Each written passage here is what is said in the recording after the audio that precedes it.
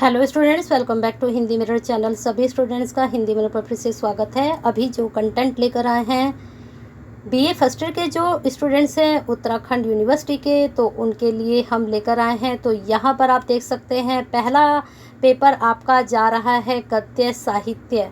ठीक है, तो चलिए देख लेते हैं। गद्य साहित्य सभी को मालूम है कि इसमें नाटक, कहानी, उपन्यास सभी कुछ आता है और इसी के बारे में इसकी शुरुआत कैसे हुई, कहाँ से जो है ज़्यादातर गद्य को पहचान मिली। वैसे गद्य जो है आपका आदिकाल से ही लिखा जा रहा था, लेकिन इसको जो पहचान मिली वो कौन से युग से मिली, वो सारा आपके इस जो है पेपर में BHL 101 के अंतर्गत आता है। पेपर जो हम लेकर आए हैं 2018 का लेकर आए हैं। 2021 में बार बार बता रही हूँ कि एग्ज़ाम नहीं हुए थे, तो 2021 का आपका पेपर नहीं है। 22 के आपके 2 पेपर हैं और 18 के भी हैं, 19 के भी हैं। तो ये पेपर अभी हम डिस्कस करेंगे आपसे। अभी 2018 का पहले डिस्कस कर लेते हैं किस प्रकार के क्वेश्चंस यहाँ पर बने थे। ठीक है, तो स्टेप बाय स्टेप चलेंगे और तब तक वीडियो शुरू हो चुकी है। एक लाइक कर दीजिए फटाफट और शेयर कर दीजिए अपने जैसे ही स्टूडेंट्स को, क्योंकि आप शेयर करते हैं तो कहीं ना कहीं आप भी अपने जैसे ही स्टूडेंट्स की हेल्प करते हैं। हम आपके जैसे स्टूडेंट्स की हेल्प करते हैं तो आप भी अपने जैसे स्टूडेंट्स की हेल्प कीजिए। चलिए बने रहिए हिंदी मिरर के साथ। सब्सक्राइब नहीं किया तो करके जाना है, क्योंकि आपका हमारा साथ 3 साल का है। अभी आपका फर्स्ट ईयर है, सेकेंड ईयर, थर्ड ईयर भी आप हमसे जुड़े रहेंगे। चलिए, पहला प्रश्न बन रहा है, हिंदी उपन्यास के उद्भव और विकास पर प्रकाश डालिए। बिल्कुल बहुत अच्छा प्रश्न है, रिपीटेड है। 99% इसको बिल्कुल तैयार करके जाइएगा बहुत अच्छे से, और आए तो अच्छे से अटैम्प्ट भी करिएगा। कहानी का स्वरूप स्पष्ट करते हुए इसके तत्व और भेदों का विवेचन कीजिए।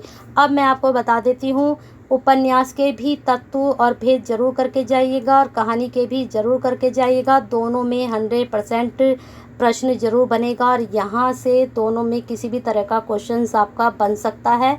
तो इनके आपको उद्भव और विकास दोनों के, और दोनों के ही तत्व और दोनों के ही भेद, तो कोई नहीं रोक सकता आपका लॉन्ग क्वेश्चन 19 नंबर का करने से। और यहाँ सब 15-16 नंबर आप ले गए तो मुझे लगता है आधी नैया पार हो जाएगी। चलते हैं आगे। कहानी कला के तत्वों के आधार पर सुहागिनी कहानी की समीक्षा कीजिए। जितनी भी कहानी आपके सिलेबस है सबको पढ़ डालिए, वहाँ पर तत्व किस प्रकार से देने हैं।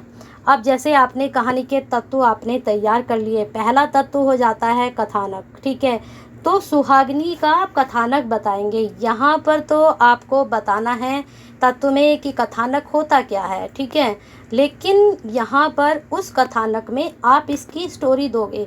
यहाँ पर आप बताओगे कि जब हम कहानी कोई लिखते हैं तो वहाँ पर कथानक होता है, उस कहानी में, उस कथानक में जो हम कहानी लिख रहे हैं उस कहानी का हमें कथानक देना होता है। लेकिन यहाँ पर आप सुहागिनी का ही जिक्र करोगे तो बिल्कुल मैचिंग क्वेश्चंस है, हेडिंग सेम है, सिर्फ आपको सुहागिनी के बारे में वहाँ पर लिखना है उन तत्वों के आधार पर। ठीक है, यहाँ भी प्रश्न में बच्चे थोड़ा अटक जाते हैं कि यहाँ हम कैसे सेम प्रश्न पूछ लिया गया, लेकिन दोनों में अंतर हो चुका है। ठीक है, उपन्यास के तत्वों के आधार पर त्यागपत्र उपन्यास का विवेचन कीजिए। बिल्कुल सेम वही है। ठीक है, अब जैसे एक हमारा हेडिंग बनता है तत्वों में चरित्र चित्रण, तो हम जो त्यागपत्र के यहाँ पर चरित्र हैं, जैसे उसमें मृणाल है, प्रमोद है, तो हम वहाँ पर उसके बारे में बताएंगे। लेकिन जब हम इसके तत्वों के बारे में बताएंगे तो हम बताएंगे कि हम जब कोई उपन्यास लिखते हैं तो वहाँ पर जो हम पात्र लेते हैं उसमें हमें उनके चरित्र के बारे में बताना होता है। बाकी आप जब पढ़ोगे तो वहाँ आपको पता चल जाएगा। चलते हैं शॉर्ट क्वेश्चन की तरफ। अब थोड़ा सा जिक्र यहाँ पर ये भी कर लें कि आपके ये यहाँ पर 4 ही क्वेश्चंस इन्होंने पूछे हैं लॉन्ग में।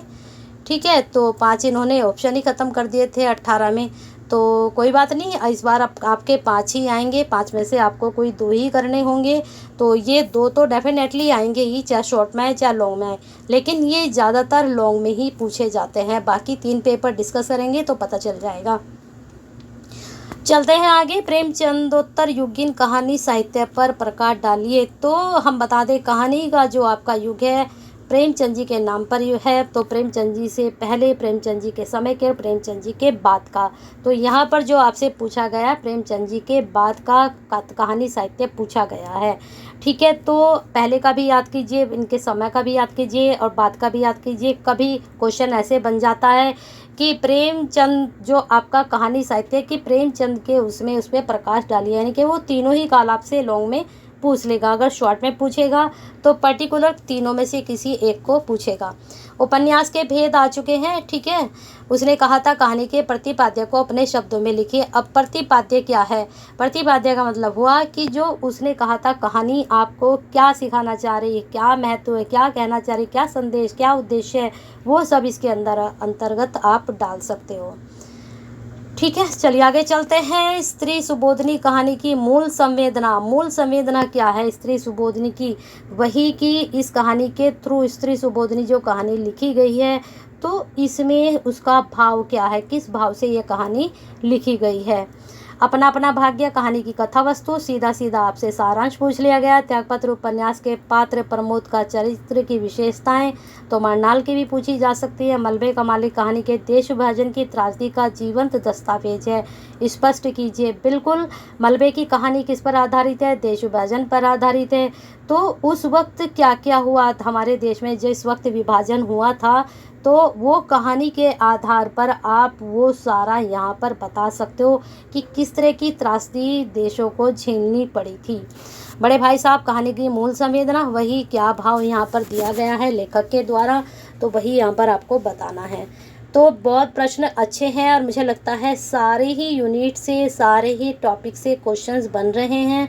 तो बिल्कुल आप पढ़कर जाइए। सब कुछ भी अगर नहीं पढ़ेंगे तो आप एटलिस्ट जो है इनके जो है तत्व भेद प्रेमचंद का सारा पढ़ के जाइए ऊपर।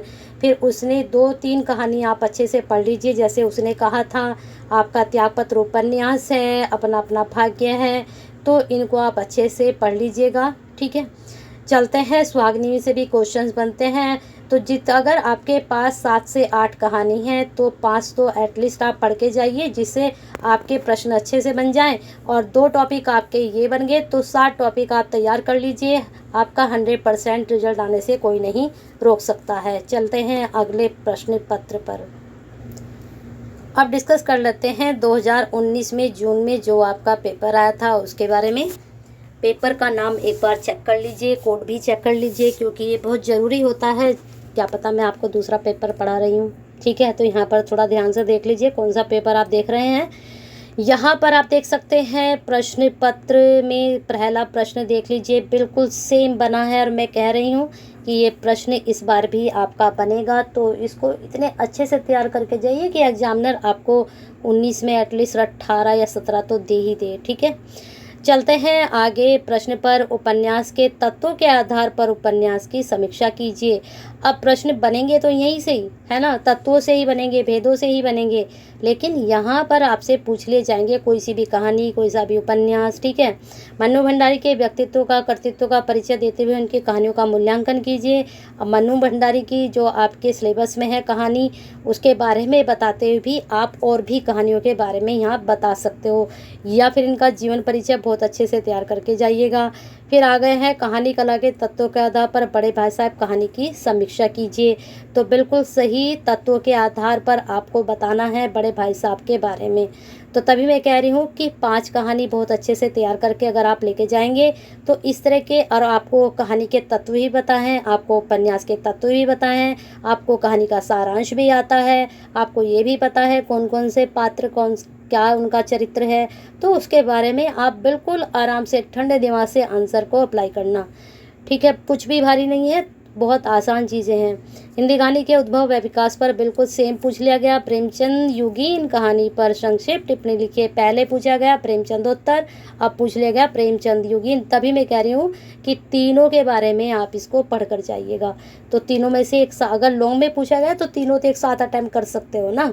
ठीक है, चलते हैं आगे। मलबे का मालिक अभिमंजना पक्ष पर संक्षेप में प्रकाश डालिए। नई कहानी के परीक्षण मोहन राकेश के योगदान को बताइए। यहाँ पर सीधा सीधा आप मोहन राकेश की अगर आपने जीवनी तैयार की है तो उसके बारे में नई कहानी के थ्रू आपको उसको बताना है।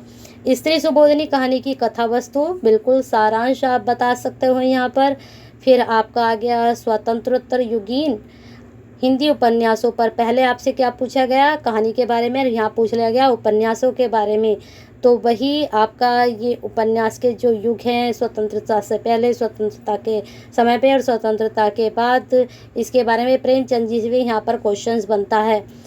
ठीक है। शैलेश मटियानी का जीवन परिचय पूछ लिया गया। उपन्यास में कथोपकथन संवाद के महत्व पर प्रकाश डालिए। बिल्कुल एक तत्व आपसे उठा लिया गया है और पूछ लिया गया है, तो वहाँ पर सारे तत्व जब लॉन्ग में आता है तो पूरे तत्वों की समीक्षा आपसे कराई जाती है, लेकिन यहाँ पर पर्टिकुलर एक ही तत्व आपसे पूछा गया है।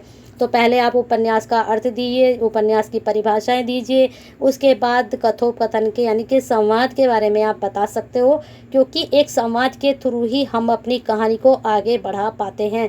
संवाद ही नहीं होंगे तो हम कैसे कहानी को आगे बढ़ा पाएंगे। कुछ इस तरह के आप उसमें पॉइंट्स डाल सकते हो। चलते हैं 2022 के आपके पेपर पर।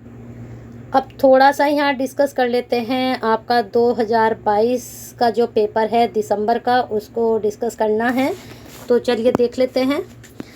तो यहाँ पर जो आपका पहला प्रश्न बन रहा है, तो यहाँ पर मैंने कहा था कि अब जो पेपर आ रहे हैं 5 क्वेश्चंस आ रहे हैं, 18 में नहीं आते थे, क्योंकि 18 में MCQ बेस पेपर आता था। तो चलिए देख लेते हैं। मोहन राकेश का जीवन परिचय देते हुए मलबे का मालिक की विवेचना कीजिए। बिल्कुल आप यहाँ सारांश और मोहन राकेश का जीवन परिचय, बार बार क्वेश्चन बन रहा है तो बहुत अच्छे से पढ़ के जाइए। मलबे के मालिक से प्रश्न बार बार आपका पूछा जा रहा है। हिंदी कहानी अथवा उपन्यास का उद्भव और विकास पर, अब यहाँ पर इन्होंने अथवा डाल दिया, तो आप कहानी का दे दीजिए या फिर आप उपन्यास का उद्भव और विकास बता दीजिए। ठीक है। अब इस बार क्या करेंगे, दोनों को अलग अलग करके आपसे पूछ लेंगे। चलते हैं आगे। प्रेमचंद कृत कहानी बड़े भाई साहब की विवेचना कहानी तत्वों के आधार पर। ठीक है। तो प्रश्न पहले यहाँ आ गए, कहानी के तत्व ये पीछे आ गए थे, अब ये पीछे आ गए हैं, ये आगे आ चुके हैं।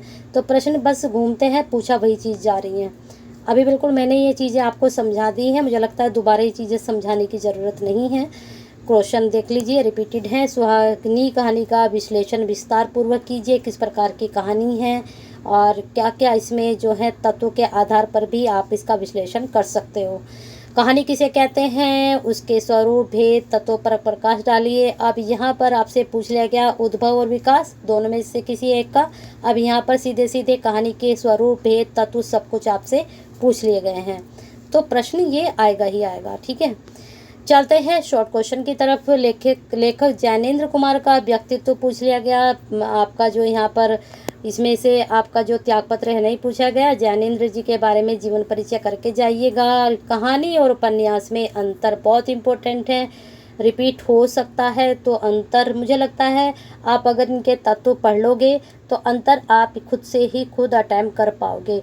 एक क्वेश्चन और बनता है आपका गद्य और पद्य में अंतर, उसको भी आप कर लीजिएगा। ठीक है। चलते हैं आगे। स्त्री सुबोधनी कहानी की मूल संवेदना, बिल्कुल रिपीट हो रहा है। स्त्री सुबोधनी बार बार, अपना अपना भाग्य भी आ रहा है, आपका मलबे का मालिक भी आ रहा है। तो ये 3 और बड़े भाई साहब 4 हो गए, एक आपका त्यागपत्र हो गया, 5 हो गए। तो यही अगर आप करके चले जाओगे तो मुझे लगता है नंबर आपके अच्छे आएंगे, पेपर भी आपका अच्छा जाएगा। चलते हैं आगे। शैलेश मटियानी का संक्षिप्त जीवन परिचय, उसने कहा था कहानी की विशेषताएं, क्या इसकी विशेषताएं रही हैं हिंदी गद्य में भारतीय। हाँ, एक आपका प्रश्न वही जो मैंने आपको बताया था, विशेषताएं इस बार देख लीजिए। भारतेंदु युग की पूछ ली गई हैं, तो पीछे किसकी पूछी गई, द्विवेदी युग। एक वो जो प्रश्न पत्र हमने 18 वाला किया था वो तो बहुत ही ईजी था, वहाँ तो सारी विशेषताएं पूछी गई थी।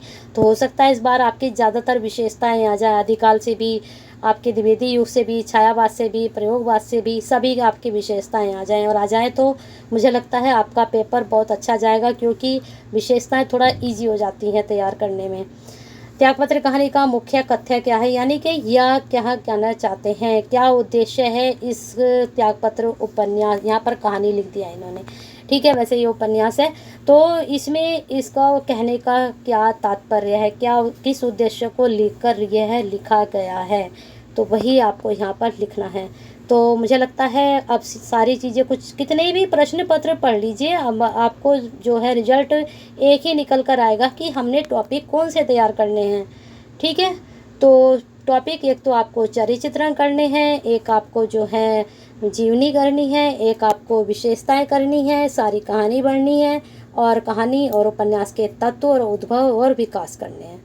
नोट डाउन कर लीजिए जो लास्ट में ये पॉइंट्स मैंने आपको बताए हैं, और एक लाइक ज़रूर कर दीजिए, शेयर कर दीजिए फटाफट। अब वीडियो ख़त्म हो चुकी है, और कमेंट में अपने कमेंट्स के साथ साथ अपना फीडबैक ज़रूर भेजें। लाइक भी उतने ही आए जितने व्यूवर्स हैं, क्योंकि आप देखते हैं और लाइक नहीं करते हैं, तो प्लीज़ एक लाइक और एक सब्सक्राइब तो बनता है हिंदी मिरर के लिए, कर दीजिए। और शेयर भी ज़रूर बनता है उन स्टूडेंट्स के लिए जो आप जैसे ही स्टूडेंट्स हैं और तैयारी करते हैं। तो बने रहना है और सब्सक्राइब और लाइक करते रहना है।